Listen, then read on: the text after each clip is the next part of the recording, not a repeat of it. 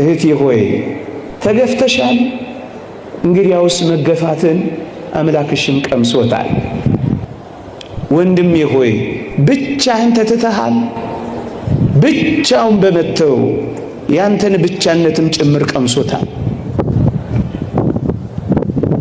ሽታና ክርፋታችንን እንኳን ሳይቀር ጋር እኮ ነው የተወለደው።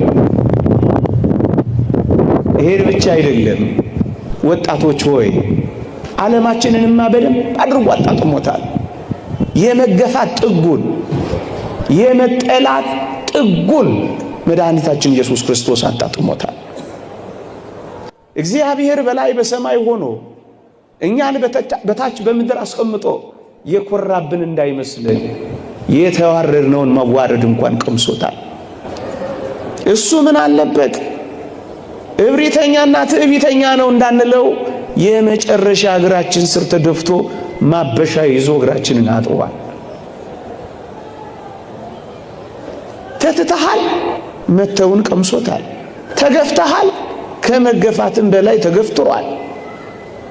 ድሃ ሆኗል፣ የመጨረሻውን ድህነት አጣጥሟል።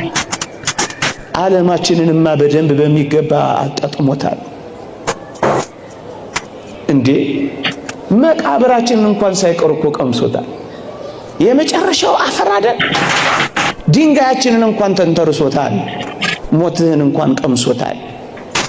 ዓለማችንንማ በደንብ በሚገባ ያውቀዋል፣ አጣጥሞታል። ወገኖቼ እግር በእግር ሲኦል እንኳን ሳይቀር ተከትሎሃል። ታዲያ ምንድነው? ልክ ነው። አንዳንዶች ዓለማችንን ላይረዱት፣ አንዳንዶች ስሜታችንና ፈቃዳችንን ዝንባሌያችንን ዋጋ ላይ ሰጡት ይችላሉ።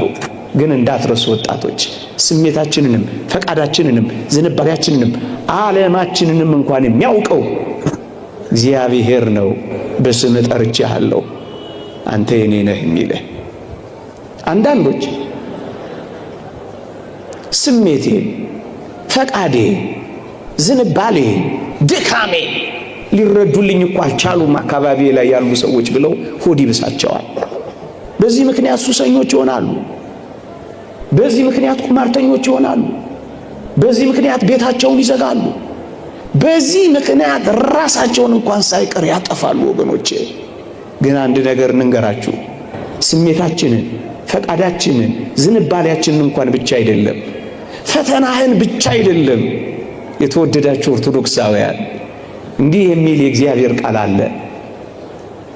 ከኃጢአት በቀር በነገር ሁሉ እንደኛ ስለተፈተነ ሊራራልን የሚችል ሊቀ ካህናት አለ ይላል።